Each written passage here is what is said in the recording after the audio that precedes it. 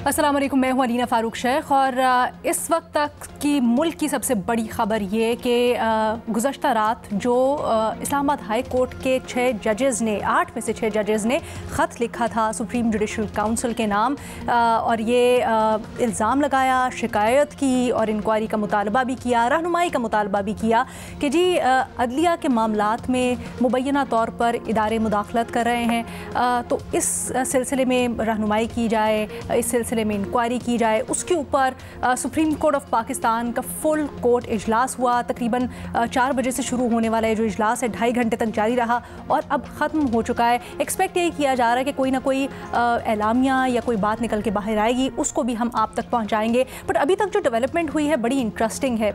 एक तरफ तो हमने देखा कि ये जो ख़त लिखा गया है 6 जजेस की जानिब से इस्लामाबाद हाई कोर्ट के, उसके ऊपर बहुत से सवालात हैं। एक पेंडोरास बॉक्स खुल गया है जिसमें से क्या निकलेगा, कितने सरप्राइजेज़ होंगे, नतीजा क्या होगा, सभी के जहनों में बहुत सारे सवालात हैं। दूसरी जानिब एक आईनी दरख्वास्त भी सुप्रीम कोर्ट ऑफ पाकिस्तान में दायर कर दी गई है और उसमें ये मुतालबा किया गया है, बल्कि बहुत से सवालात भी उठाए गए हैं ये जो ख़त लिखा गया है उसके ऊपर, और ये मुतालबा किया गया है कि ये जो सारे के सारे मामलात हैं, जो एलिगेशंस लगाई जा रही हैं, उनके ऊपर वजाहत होनी चाहिए, उनको भी एड्रेस करेंगे। सियासी अरीना में भी ऑब्वियसली इसके ऊपर रिएक्शन आ रहा है और पाकिस्तान तहरीक इंसाफ खुसूसी तौर पर गुज़श्ता रात से ही इसके ऊपर बहुत मुतहरिक है और आज भी पाकिस्तान तहरीक इंसाफ की तरफ से उमर अयूब साहब हैं और गौहर खान साहब हैं, उनकी तरफ से तो प्रेस कॉन्फ्रेंस भी की गई। इसको एक टर्निंग पॉइंट करार दिया जा रहा है जो ख़त लिखा गया 6 जजेस की जानिब से, और ये कहा गया है कि इस ख़त में वाज़े तौर पर सामने आया है कि जी प्रेशर डालने का निशाना बनाया जा रहा है, पॉलिटिकल केसेस में जो मनूवर करने की कोशिश की जा रही है और बहुत सारी बातें जो हम डिस्कस करेंगे। बट इस तरह के इल्ज़ामात हमने शौकत अज़ीज़ सिद्दीकी साहब का केस सामने है, उससे पहले भी बहुत सी बातें तज्ज़िया व तबसरों में बहुत से केसेस सामने आए हैं। सवाल ये है कि अगर इस तरह की बातें होती हैं तो फिर इस मामले की जड़ तक कैसे पहुँचा जाए, क्या तरीका हो, और ये तहकीकात इस सिलसिले में मुतालबा किया जा रहा है उसका तरीक़ाकार दुरुस्त फ़ोरम या कैसे होनी चाहिए। इसी तमाम तर मामले को डिस्कस करते हैं। हमें ज्वाइन कर रहे हैं अब्दुल कयूम सिद्दीकी साहब, हमारे स्पेशल कॉरेस्पॉन्डेंट भी हैं, सीनियर रिपोर्टर भी हैं। ज़रा समझेंगे भी उनसे कि क्या चल रहा है अदलिया के अंदर इस वक्त और इंटरनली ये जो, क्योंकि सियासी मामलात भी जुड़े हुए हैं तो तज्ज़िया तबसरा भी जानेंगे। और हमारा रेगुलर पैनल भी हमारे साथ है, उमर चीमा साहब, शहजाद इकबाल साहब, रीमा उमर साहिबा ने भी हमें ज्वाइन किया हुआ है। आप बताइएगा सिद्दीकी साहब, क्योंकि इस वक्त सब वेट कर रहे हैं कि जो मीटिंग हुई है उसके अंदर क्या डिस्कस किया गया, एलामिया कब तक आएगा, क्या इत्तलात हैं इससे मुतल्लिक?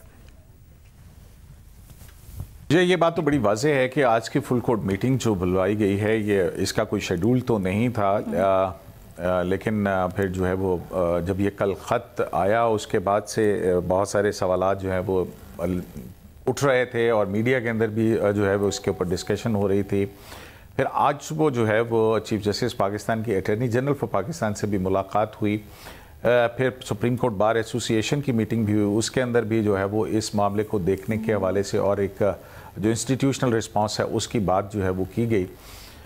जो अब जो मीटिंग हुई है ये तकरीबन 2-2.5 घंटे की जो इजलास था, गैर मामूली इजलास था और इसकी गैर मामूली हैसियत इससे भी देखिए कि जो मुख्तलिफ जो ऑफिसर्स वगैरह होते हैं मुख्तलिफ जज साहिबान के साथ वो भी उसके अंदर मौजूद नहीं थे, सिर्फ रजिस्ट्रार सुप्रीम कोर्ट जो है वो वहाँ पे मौजूद थी और जज साहिबान जो हैं वो उस कमरे के अंदर थे जहाँ पर ये सारे मामला जो हैं वो डिस्कस हुए हैं। अब इस हवाले से कि अदालत क्या रिस्पॉन्स क्या होगा, या कोई एलामिया आएगा या कुछ क्लैरिटी आएगी, हमें जवाब मिलेगा कुछ, या डायरेक्ट कुछ एक्शन ही होगा? जी अली, इससे पहले जब हमारी बात हो रही थी तो यही तवक्को की जा रही थी कि इस मीटिंग का कोई एलामिया जो है वो शायद जारी किया जाएगा, लेकिन अब जो हमारे सोर्सेज हैं वो ये बता रहे हैं कि इस हवाले से अब शायद कोई मुख्तलिफ ऑर्डर्स हैं कि शायद कोई एलामिया जो है वो जारी नहीं किया जाएगा। जो हमारी पब्लिक रिलेशन डिपार्टमेंट के मुख्तलिफ लोगों से जो बात हुई है, लेकिन अभी भी कुछ जो है वो हतमी तौर पर कुछ नहीं कहा जा सकता है कि क्या होगा। Let's see what happens. अच्छा, इससे पहले एजी से भी बात हुई, मुलाकात हुई, क्या उससे मुतालिक कुछ पता चल सका है कि वहाँ पर क्या डिस्कस किया गया, क्या यही बात, क्योंकि बड़ी अहम इस वक्त पोजीशन पर हैं एजी भी? जी हाँ, बिल्कुल। अटॉर्नी जनरल फॉर पाकिस्तान एक तरह से एक ब्रिज की जो है वो उनकी हैसियत होती है اور ایگزیکٹو اب یہاں پہ دیکھیں جو اسلام آباد ہائی کورٹ کے جج صاحبان کا جو خط ہے اس کے مندرجات کو پڑھیں تو باقاعدہ طور پر جو ایگزیکٹو کا ایک لمب ہے ایک اس پہ جو ہے وہ الزامات ہیں، اور اٹارنی جنرل جو ہے ایگزیکٹو اور جوڈیشری کے درمیان جو ہے ایک برج کا رابطہ اختیار کرتے ہیں یا ان کے ذریعے سے ہی کمیونیکیٹ کرتی ہے عدلیہ ایگزیکٹو کے ساتھ. تو اس میں بھی ظاہر ہے کہ عدالت کے جو کنسرن تھے وہ اٹارنی جنرل تک پہنچائے گئے ہیں. اور پھر جو ہماری پھر بعد میں اٹارنی جنرل سے بات ہوئی تو ان کا یہ کہنا تھا کہ اس معاملے کے اوپر بہت سنجیدگی سے اس چیز کو لیا جا رہا اور اس کے اوپر یہ اتفاق ہے کہ اس معاملے کے پروب جو ہے وہ ضرور ہونا چاہیے. اوکے بڑا ٹائٹ لپٹ ہے سارا کا سارا معاملہ. بٹ صدیق صاحب ہمیں تھوڑا یہ بتائیے گا، ہم نے اس سے پہلے بھی بہت سے معاملات دیکھے جہاں پر الزام لگائے جاتے ہیں. شوکت عزیز صدیقی صاحب نے آ کر ایک تقریب میں اس طرح کے الزامات لگائے، شکایت کی. اس سے پہلے بھی گاہے گاہے آپ لوگ ہمیں بتاتے رہتے ہیں. بٹ اس بار اس طرح کا خط سامنے آنا اور وہ بھی 6 ججز کا اکٹھا ہو جانا، کیونکہ ماضی میں عموماً یہ ہوتا ہے کہ جو جج اس طرح کے الزامات لگاتا ہے وہ آئسولیٹ ہو کر رہ جاتا ہے، کارروائی بھی ہوتی ہے، اس طرح سے بیکنگ نہیں ملتی عدلیہ کے اندر سے بھی. اس دفعہ کیا مختلف ہوا، کیا ڈیفرنٹ ہوا جو اتنے سارے ججز مل کر ایک ساتھ اس طرح کا خط لکھا؟ جی اس حوالے سے پہلے تو یا اس وقت بھی یہ ہائی کورٹ کے جج صاحبان تھے جب جیسے شوکت عزیز صدیقی کے الزامات جو ہیں وہ سامنے آئے تھے، لیکن ان کے فیصلے کے بعد جو الزامات انہوں نے لگائے جس کے بعد ان کو ثاقب نثار صاحب کی سربراہی میں جو سپریم جوڈیشل کونسل تھی اس نے ایک وداؤٹ انکوائری ان کو ان کے عہدے سے برطرف کر دیا تھا. تو اگر ہم دیکھیں کہ وہی جو ہے جورسپروڈنس ہوتا کہ بغیر ٹرائل کے جو ہے یا انکوائری کے کسی جج کو برطرف کیا جا سکتا تھا، تو یہ بھی الزامات اسی طرح کے ملتے جلتے ہی ہیں. تو کیا ہو سکتا تھا، لیکن جو ہے سپریم کورٹ کے جو 5 رکنی بینچ کا فیصلہ ہے جسٹس شوکت عزیز صدیقی کا کہ اس کے اندر جج بھی جو ہے اس کو بھی ڈیو پروسیس آف لا ملنا چاہیے، اس کے بھی فنڈامنٹل رائٹس ہیں. اور انکوائری کے بغیر، کیونکہ سپریم جوڈیشل کونسل آئین جو ہے وہ انکوائری کے لیے کہتا ہے، تو انکوائری کے بغیر برطرف کرنا جو ہے وہ اس بنیاد کے اوپر درست نہیں ہے. لیکن یہ معاملہ اوپن تھا کہ جو ایلیگیشنز تھے ان کی تحقیق کیسے ہو، اسی کو پیک بنا کے جو اسلام آباد ہائی کورٹ کے جج صاحبان ہیں وہ معاملات کو آگے لے کے گئے ہیں. اب اگر اس خط کو پڑھیں آپ تو یہ 2023 کے دور کے بیشتر واقعات جو ہیں اس وقت کے ہیں، اور اس وقت کے چیف جسٹس عمر عطا بندیال جو ہیں ان کے ساتھ میٹنگ بھی ہوئی تھی. اور مجھے یاد پڑتا ہے کہ ایک موقع کے اوپر عمر عطا بندیال صاحب نے ایک بینچ کے اندر بیٹھے ہوئے ہی کہا تھا کہ اس طرح کا ایک معاملہ ہوا تھا اور پھر ہم نے اس کو بڑے ہائیسٹ لیول کے اوپر جو ہے اٹھایا اور اس معاملے کو روکا.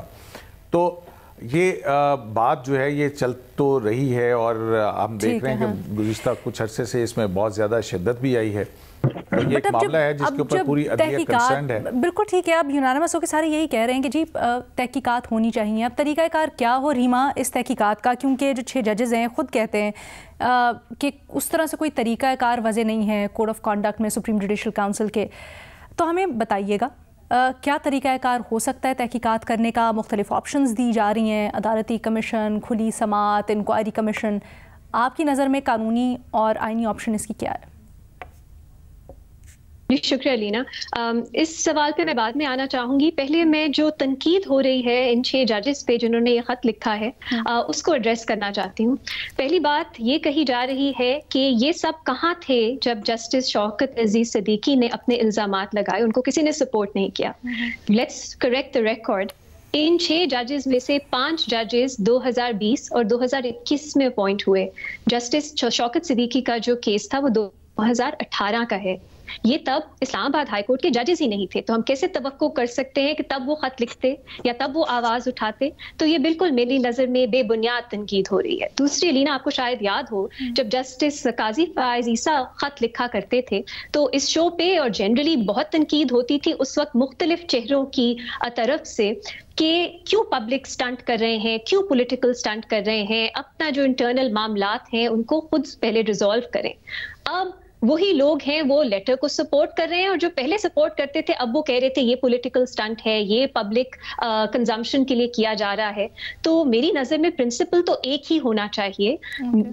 یہ جو پرانی باتیں ہو گئی کہ جو ججز ہیں ان کو بہت کوشسلی صرف اپنی ججمنٹس کے تھرو صرف بات کرنی چاہیے, امپورٹنٹ ہے. ہم ایز سٹیزنز آف پاکستان, ہمارے لیے یہ بہت اہم ہے کہ ہم جانیں کہ ان بند کمروں میں, ان عدالتوں میں کیا ہو رہا ہے. اور اگر یہ معاملہ جو ہے یہ اتنے عرصے سے چل رہا ہے تو میرا خیال ہے بہت اچھا ہے کہ ہم تک یہ معلومات پہنچی ہیں, اور اس کو بہت ہی ڈیسنٹ اور بہت ہی پارلیمانی زبان میں اس خط کے جو کانٹینٹ ہے اس پر لکھا گیا ہے. میرا نہیں خیال اس پہ اعتراض ہو سکتا ہے کہ یہ پولیٹیکل سٹنٹ ہے یا پبلک سٹنٹ ہے. یہ بھی کہا جاتا تھا کہ سپریم کورٹ تک تو لیٹرز پہنچتے نہیں ہیں, پہلی پبلک میں ریلیز ہو جاتے ہیں. ابھی یہی بات کی جا رہی ہے, اگین چہرے مختلف ہیں. علینا, کیوں ہم کوئی پرنسپل پہ نہیں قائم رہ سکتے؟ جیسے جو پولیٹیکل پارٹی بینیفٹ کر رہی ہوتی ہے اس وقت پہ اگر ہم اس سے وابستہ ہیں یا اس کو سپورٹ کرتے ہیں, ہمارے پرنسپلز ہی تبدیل ہو جاتے ہیں. پھر ہم نے دیکھا اب یہ تنقید ہو رہی ہے کہ ایک کسی جج کو بچانے کے لیے جن کے خلاف سپریم جوڈیشل کاؤنسل میں شاید ریفرنس آنی ہے, سب ججز جو ہے اکٹھا ہو گئے. اب علینا 6 ججز ہیں, آپ نے خود کہا اس کی مثال پاکستان میں کم ہی ملتی ہے. 1-2 ججز ہم نے دیکھا ہے وہ پبلک گئے ہیں پہلے, لیکن 6 ججز, اور اس میں کیا آپ سب پہ یہ الزام لگائیں گے کہ یہ ایک دوسرے کو پروٹیکٹ کرنے کے لیے یہ کر رہے ہیں؟ بالکل یہ بے بنیاد الزامات ہیں. اگر 1 یا 2 ججز کی کوئی اور موٹیویشنز یا ان کی کوئی اور ہو سکتی ہیں وجوہات, کیا سب کی یہ وجوہات ہیں؟ کیا ہمارے پاس کوئی ایویڈنس ہے اس کو سپورٹ کرنے کا؟